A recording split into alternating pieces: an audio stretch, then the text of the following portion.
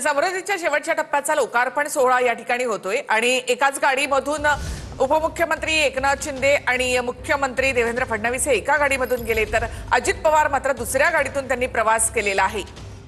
तर फडणवीसांच्या गाडीचं स्टीअरिंग मात्र या ठिकाणी एकनाथ शिंदे यांच्या हातात होतं। खरं तर हा दोघांचा एक ड्रीम प्रोजेक्ट जो आता पूर्णत्वास गेलेला आहे। समृद्धीच्या शेवटच्या टप्प्याचा लोकार्पण सोहळा या ठिकाणी होते। यामध्ये जगातला सगळ्यात मोठा बोगदा जो आहे तो आकर्षणाचा केंद्र आहे। 6 ते 7 तासामध्ये आता हा संपूर्ण प्रवास हा करता येणार आहे। त्यामुळे समृद्धी महामार्ग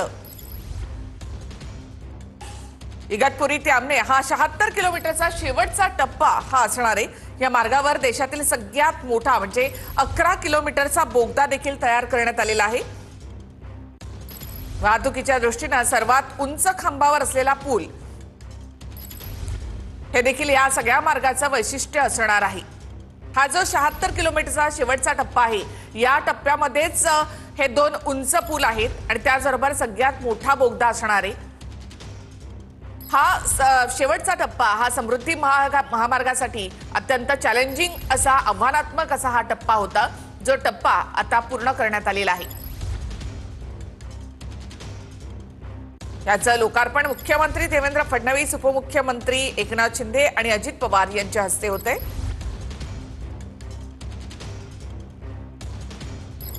महाराष्ट्रामधील आणि जगातीलच सर्वात लांब आणि देशातील सगळ्यात रुंद असा बोगद्याचं काम या ठिकाणी पूर्ण झालेलं आहे।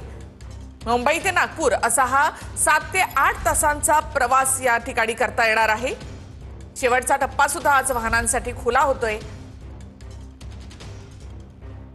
समृद्धी महामार्गामुळे वेगवान प्रवास हे स्वप्न साकार झालेलं आहे।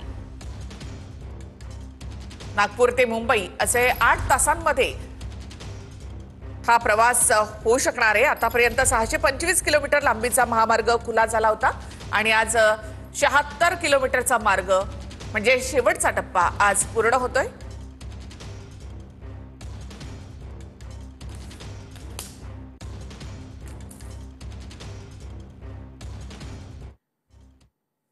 या महामार्गाचं लोकार्पण घोटीमधल्या दत्त मंदिराजवळच्या शेलार इथे या ठिकाणी होत आहे आणि तिथे आता मुख्यमंत्री आणि उपमुख्यमंत्री पोहोचतायत।